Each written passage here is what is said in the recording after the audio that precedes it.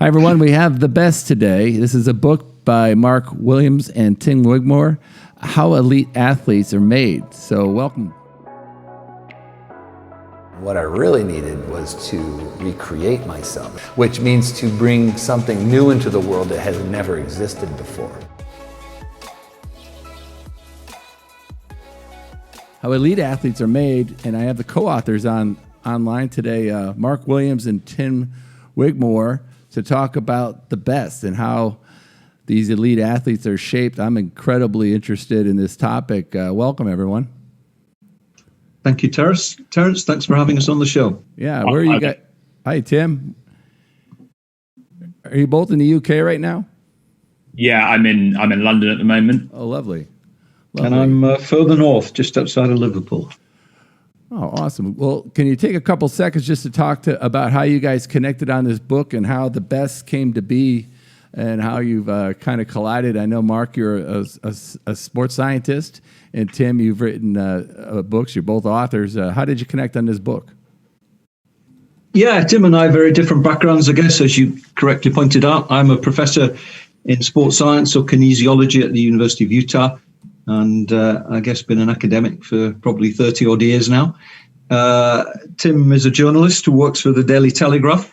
And we were introduced by a fellow author and journalist, a guy called Matthew Said, who's written several well-known books in the UK, Bounce, Rebel Ideas. So I'd helped Matthew in terms of producing some of his books, and then expressed my interest in contributing to a popular science book at some point. So then Matthew put me in touch with Tim.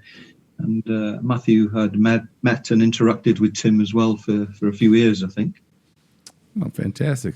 So tell us about the best, studying these elite athletes and writing about them, how you guys collided on some of the big ideas. I have a lot of questions about the book, but what's the big idea of the book, and how could non-elite athletes benefit from this work? So the process was quite interesting to do because, obviously I had different backgrounds, as Mark said.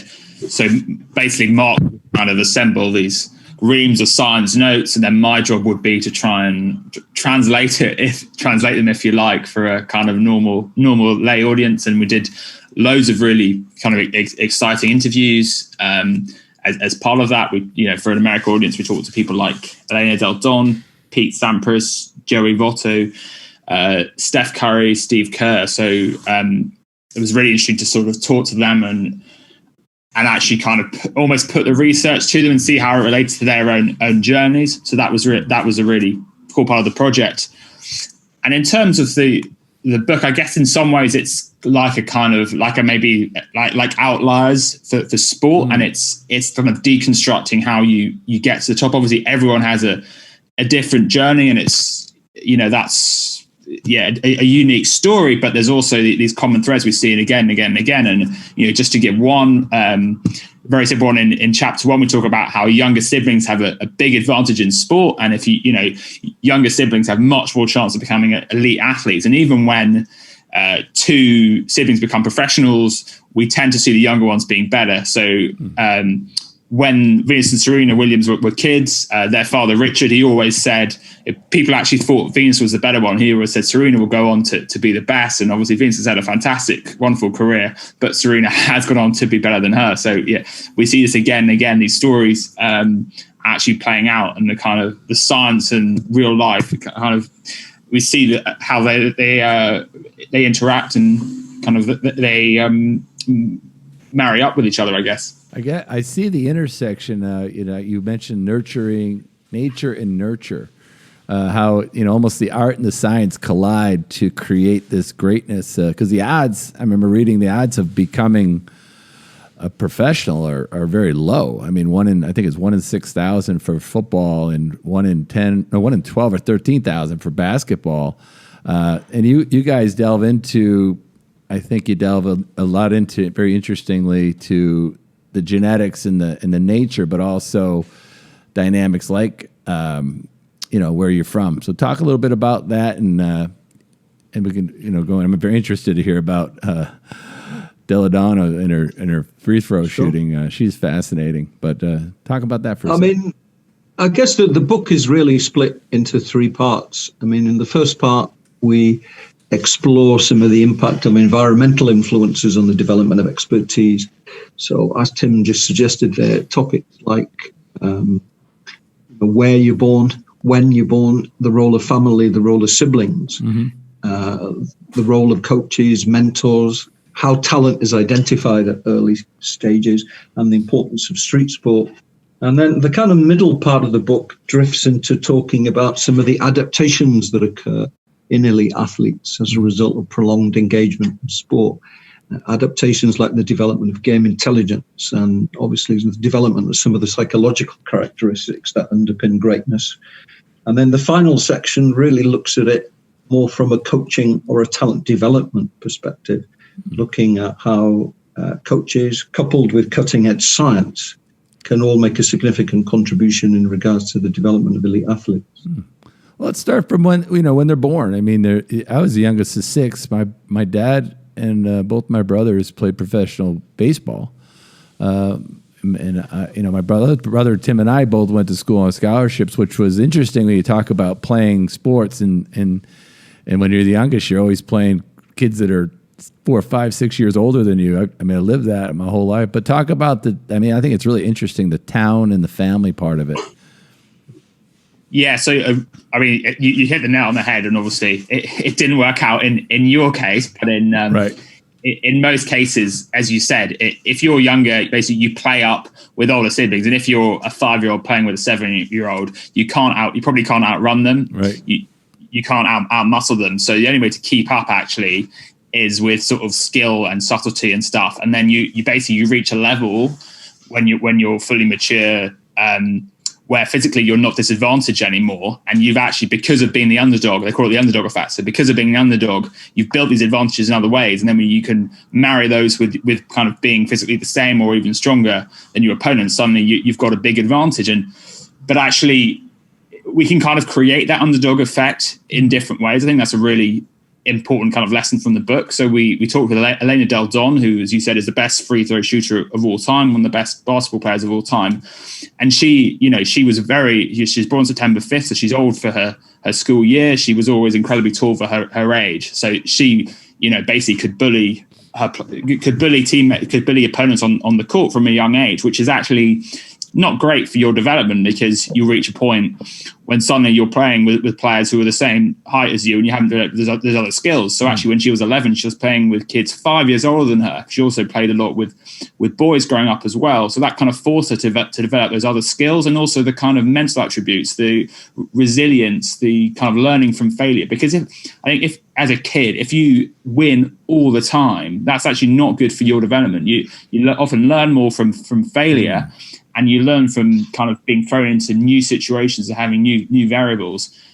So that's a really important lesson from the book. And to go back to what you said about towns is this amazing statistic, which is that if you're from a US town of between 50 and 100,000, you have 15 times more chance of becoming a pro athlete, 15 times, than if you're from an area more than 100,000 or less than 50,000. That's an insane advantage. And what that relates to really is those are kind of mid-sized towns, and they're a sweet spot really, which is they have good enough facilities, good enough competition, but they don't suffer from the disadvantages of size, which is that you kind of get lost. So in bigger cities, kids drop out more frequently from sport because they kind of get lost from the system. Plus they have longer travel time, and also have less informal play. So parents need to be a bit more relaxed. It's a bit easier for kids to have informal play when they're in these smaller areas.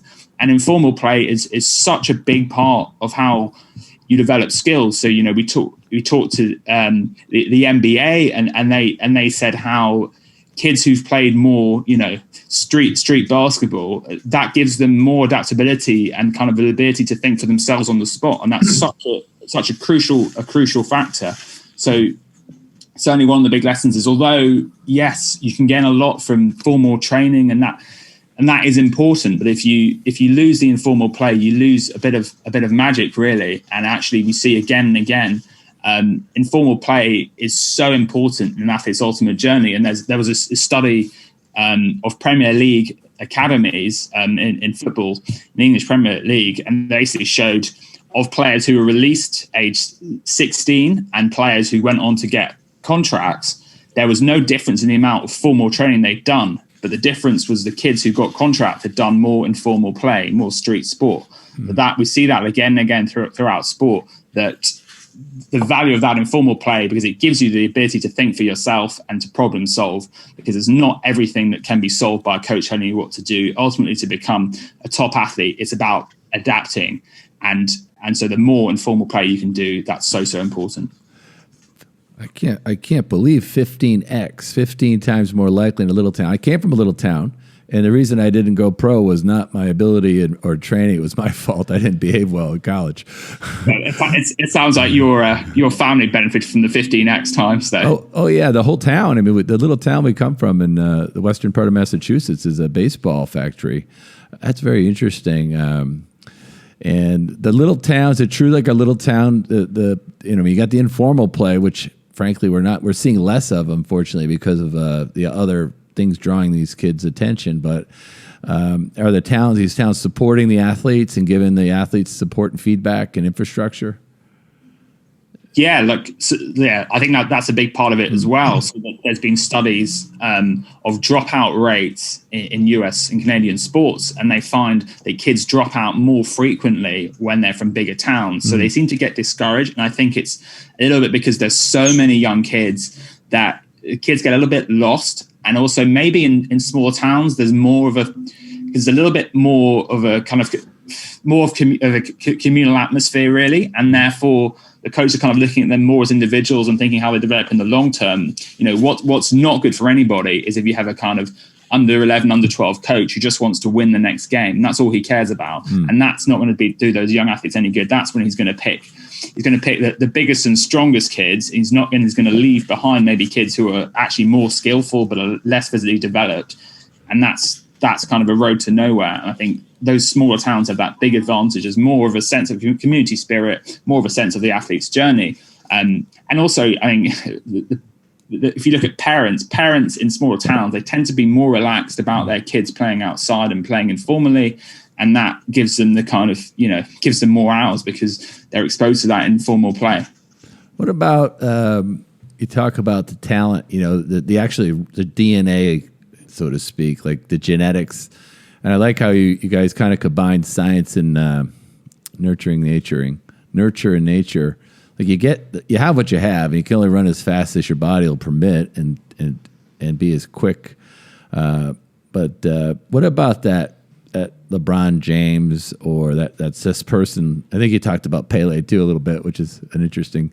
But talk about talent. The X factor. I think you called it in the book.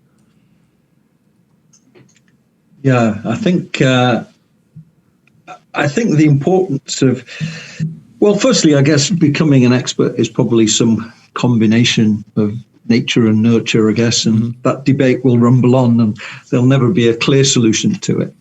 But the book probably focuses more so on some of the environmental conditions and issues like practice and coaching that help facilitate the development of expertise, that is making the best of the genes that we have. So in that regard, probably the strong focus throughout the book is around skill development, rather than necessarily focus on physical and physiological aspects. I mean, clearly those factors are important. They're certainly important in some sports like basketball, for instance, where it certainly helps to be well above 6 foot. But essentially the role of genetics in skill development is relatively unknown so far. And even in terms of the way that different athletes respond to different types of practice, we really don't know what the genetic influence are on that. And I think that's maybe a positive strand throughout the book, really, because the book is maybe about optimizing talent and discovering some of the factors that have a huge impact on the development of elite athletes along that path to excellence.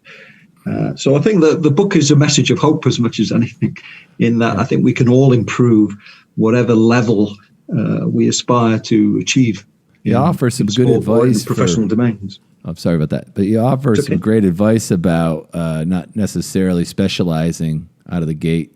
Just kind of let them wander around and figure out where their gifts may be, because as their body develops and their skills evolve. I think that's kind of an interesting point. Visit on that for a sec.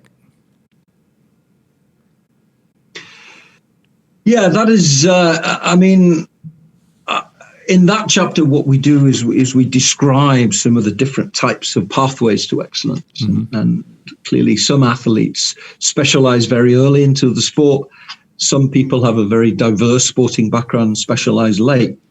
And others have maybe a combined pathway, what we call early engagement, in that whilst they might begin to participate in their one true love of sport very early on, for instance, they still participate in a wide variety of sport.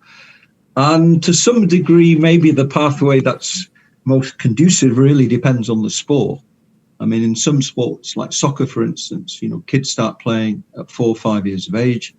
They're often in some formal training academy by age 6 or 7, and they've accumulated in excess of 10,000 hours of practice by the time they get to 15 or 16 often. But clearly there are other sports where specialization into that sport occurs much later. So whereas there are some potential disadvantages with early specialization around burnout and overuse injuries, there are also some potential problems with not engaging early enough in a sport, particularly if that sport is super popular culturally and people informally engage in the sport at a very early age. So it may, in essence, leave you with a practice deficit, which may be hard to make up later in development. Yeah, and in the USA, when we played baseball, in the northeastern states, it's snowing half the year, so you can't play at all. We play in the gym. When we played at the University of Massachusetts, we'd be playing inside, and we'd fly to Florida every year early in the spring. It was still snowing in New England, and when we landed here in Florida, the team that we'd be playing for the first time we saw live baseball coming at 90 plus miles per hour, the team had already played 20 games and has played all year. So it's an interesting, weather plays an interesting role in the States for that sport, especially. Well, I think the US generally has a stronger multi-sport culture than maybe Europe and South America, where soccer, by and large, is such a dominant part of the culture. But actually, even in seasonal sports, we've have some data from US skiers, and most skiers are on the slopes at 2 and 3 years of age, and they're involved in systematic training programs at 6 and 7. And then by the age of 18, they've often accumulated around 8,000 hours of practice in the sport. Now, skiing, however, is an early engagement sport and not an early specialization sport. So what you find with these skiers is that they do partake in a lot of other sports, often half a dozen other sports, and they may accumulate maybe another 6,000 to 8,000 hours in other sports as well. So, but clearly skiing is another one of those sports which is very restricted. You talk about practice in time. 10,000 hours, of course, was Malcolm Gladwell's, how long it took to be an expert. With the lack of informal play now in the States, I think some kids will never get there. But we used to play the only option for us was baseball, or basketball or football in the yard, American football. But we're seeing a lot of kids are spending a lot of time doing other things. And then the other issue here is also that some kids will play a lot of sports. They'll play 3 sports, they'll play, each season has a sport. So they'll kind of bounce around a little bit. What's the role? This is kind of cool. I want to get into coaching because coaching and psychology kind of play a role. What's the role of psychology in elite athletes? So I think we look at this in the book, and well, obviously we envy elite athletes a lot. A lot of us do. They're our heroes, but being an elite athlete is also really, really tough. And one of the reasons it's tough, elite athletes more like to be perfectionists, they have these perfectionist traits. They're more likely to actually suffer from depression as well. But they clearly have something that's sort of driving them on, this urge to be better and better and better, and to keep on pushing themselves. So that these psychological traits are really, really important in who goes on to become the best. We see elite athletes tend to have high self-confidence in general, and obviously they score very highly on grit and determination, because you obviously need to do a hell of a lot to reach the top, and actually to have a long career as well. To have a 15-year career, as a lot of elite athletes do nowadays. You have to be so dedicated and committed to your art, really. I think it's important to highlight the importance of these psychological characteristics like grit, resilience, mental toughness, motivation. It's still unclear in terms of to what extent these skills are developed through prolonged engagement in the sport, as opposed to there being also genetic attributes to them. And in fact, the evidence probably is more favorable in terms of the fact that these are skills that can be developed through appropriate mentoring, support, and exposure to the right type of practice environments. What was the biggest surprise in your research, other than the town that's 15 times more likely to be professional, the small town? That surprised me a lot. What other big surprises were there? I mean, for me, a huge one we haven't talked about is the big advantage of left-handers in sport. So you've got 6 times more chance of being a hitter in Major League Baseball if you bat left-handed. Doesn't mean you are actually left-handed, but it means you kind of flip your hands. So your right hand is on top effectively. So every kid, I mean, that's the most simple thing of all. Every kid should be batting with their opposite hand, if you like. That's a huge advantage in terms of swing. Plus, as a lefty, only about 30% of hitters bat left-handed. So you have an advantage that with pitchers that they're not as used to actually facing to pitching to left-handers. So we talk with Joey Votto, who's obviously very successful left-hander, and he's quite honest and endearing. He says he sees right-handed batters who are more talented than him, and he thinks they're better than him. But his stats are way, way better and he actually thinks it's because the quality of the pitches he gets are just not quite as good, because pitches are not as familiar. Whereas obviously as a left-hander, you're used to facing right-handers the whole time. So that's a really, really big. It's a massive advantage. We thought it might be a little one, but 6 times it's a really big thing. So again, that's a fundamental thing that actually all kids should really be doing. This is a really strong reason that they to avoid doing that. But hitting with your opposite hand, it's actually 7 times in cricket. So which is obviously a similar sport to baseball, similar structure, and it's a similar advantage there. So that suggests it's a really big and real thing. So that would be right up there for me. And I think also the kind of how informal play seems to predict who goes on to being elite more than formal hours of training. I found that very interesting, and that says a lot actually about the limits of formal coaching. All well and important up to a degree, absolutely. But if you take away kids' ability to think for themselves and solve problems, that's a real problem. And actually, obviously, the art of good coaching is to combine the best of kind of giving expertise, but also encouraging them to think for themselves. And we did it. We talked with Judy Murray, who, of course, her sons Jamie and Andy, more famously, both become very successful professional tennis players. And she talks. She was a tennis coach herself, a former pro for a bit, and her style as a coach was always to ask questions. It wasn't to say, your second serve was rubbish today. It was you lost today. Where do you think you went wrong? What could you have done better? What was your game plan there? So it's very much encouraging them to take ownership for themselves. We talked with Jamie as well about that. Encourage them to think for themselves and think about what they were doing. So that the point is, you cannot be out there in a match. Suddenly you're break point down in the final set, and your mum or dad is not there to tell you what to do. You need to have built that ability yourself to problem solve. And obviously, a part of that is being in a lot of scenarios. But I think more and more, there's always going to be scenarios that you haven't prepared for. But actually, the ability to react in a crisis and adapt, those skills are transferable, really. So if you can have kind of informal play and the coaching that's kind of tunes your mind in the right way, that can ensure you keep those traits when you need them the most. So if you're the youngest sibling and you're a lefty and you're born in a small town, you're in pretty good shape, right? Yeah, the beers are on you, I think. It's so interesting. Mark, because this is speaking to the movement, is the lefty have a physical advantage in the way they move, or is it scarcity? Just the novelty of seeing something different. It is. It is purely scarcity or perceptual frequency effects. Interesting. Because in essence, they've demonstrated the same effect. If you mirror reverse the image of a right-handed player, thus presenting that player as a left-handed player, and it's still harder to anticipate that player when presented as a left-hander compared to a right-hander. Yeah, I was a catcher, so I caught those lefties. So I guess what Mark is saying actually is that if everyone took our advice and all right-handers, they batted as lefties, they would lose that advantage. But as long as most people are doing it the wrong way, you'll get a big advantage from switching hands.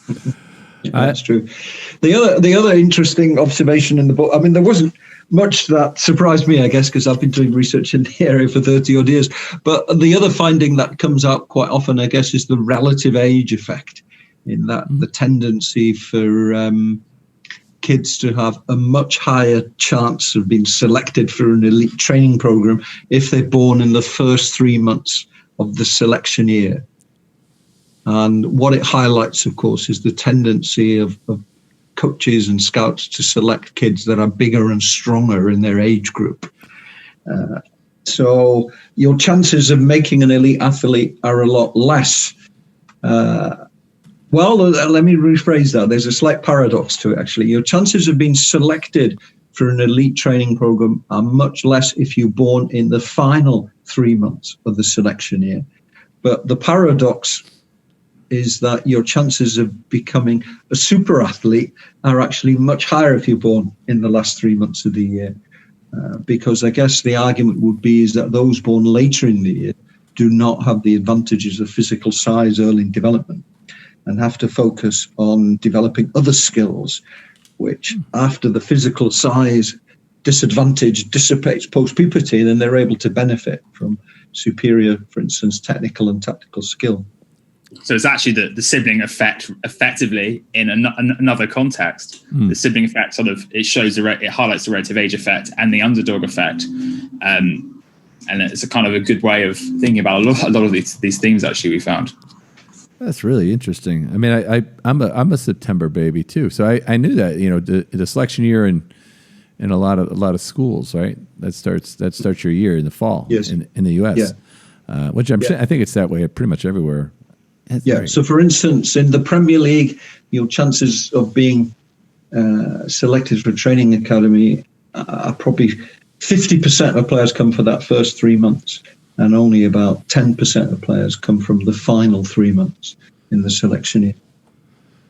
So was there a correlation between size and ability and the likelihood of excellence? Like that, I mean, is it half practice and coaching and psychology and half physical ability? I mean, I think one of the messages from the book is nature and nurture are so intertwined from such an early age. It is very difficult to put a number in it and to say. I mean, half and half seems like a reasonable general thing. I don't think me or Mark would say that anyone can become an elite athlete, but certainly anyone can become better than they are. Right. And as certainly as kids, there are so many things that you can do. We talk about that should help to improve you at sport. Mm-hmm.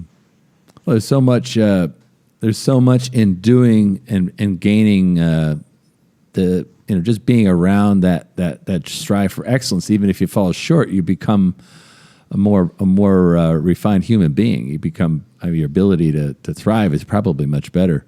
That'd be an interesting book. A secondary book is How'd They Do After. I don't know whether you've done that research yet. After excellence. I mean, there is certainly a section in the book that looks at some of the mental health issues that athletes have a tendency to suffer with post-retirement. Coming back from the high of being an elite athlete and making that adaptation to somewhat normal life does present its problems. for elite athletes the same as it does across society as a whole. But I think you're perfectly right in your preceding statement, in the sense that I guess sport is a great vehicle to develop life skills and teamwork, communication. And of course, life is full of ups and downs in much the same way as sport is full of ups and downs. So being resilient, having the right kind of levels of motivation and drive to continue to work and solve problems is integral to success in life, as it is in pretty much any professional domain. Yeah, exactly. What advice would you give parents that are having babies and they aspire to have their children is it like literally come down to potentially moving, if you want a better chance, move to a smaller town? I mean, that would improve their chances. I mean, I think the biggest takeaway would be make sure your kid, if they are talented and everything in sport, is being challenged enough. There's no point in them being, the under 8 kid who's scoring up the whole time. I mean, that'll make them feel good in short term, but it's actually not good for their character development either, because they're not going to, they'll be used to winning all the time, and life is not as simple as that. So, my advice, I guess, would be, informal play, so crucial to develop that problem solving, but also, so important to make them play in games where they won't be the best all the time, and that will help their development. And obviously, if they're into baseball, make sure they bat left-handed. Oh God, we just did a book called Flow. I don't know if you guys read the book Flow by Mihaly Csikszentmihalyi. He talks about how when the challenge is too low and the to the task, the boredom sets in, and when the challenge is too high, anxiety says he almost got to get that sweet spot where the challenge is enough that keeps the participant engaged. It's something that has also been referred to as the literature's desirable difficulties. And the essence is, of course, is you have to be able to stress the system to be able to constrain the system to adapt and modify. So part of that, of course, is the capacity to deal with so-called challenge points, or some might, in lay terms, describe them as speed bumps in the road. And of course, one of the things that helps in terms of overcoming those is some of these psychological characteristics like grit, resilience, and mental toughness. And again, there's some genetic component to those, but they're often shaped by the environment that we're presented with. Well, we can't predict grit. We still have never been able to do. There's no test that predicts grit yet that I'm aware of. Well, there is a measure of grit. There is an inventory to measure grit. Oh, there is. Well, I think in sporting terms, I think those kids who are used to not being the best, that does it forces you to develop that tenacity and grit more than being able to put everyone else on the court does. So I think in terms of developing those psychological traits, again, it's if you can encourage your children to play up with older kids and have those different challenges, that's a really, really good thing to do. That's fantastic. I have an advanced copy of this book from your publisher. When is it going to be coming out for sale? So it's out on December 1st in the US, and obviously you can buy it on pre-order whenever. And how do people learn more about the book? You guys have other than Amazon? I'm sure it'll be on there. Yeah, it's with Amazon. It's with Barnes Noble, and okay. I guess any good bookshops in America, in your local town, in your mid-sized town. Awesome. The Best: How the Elite Athletes Are Made by Mark Williams and Tim Wigmore. We really appreciate your time today, and look forward to hearing more about your journey. Thanks, Terrance. Really enjoyed that. Thanks for having us on, Terrance. Thank you.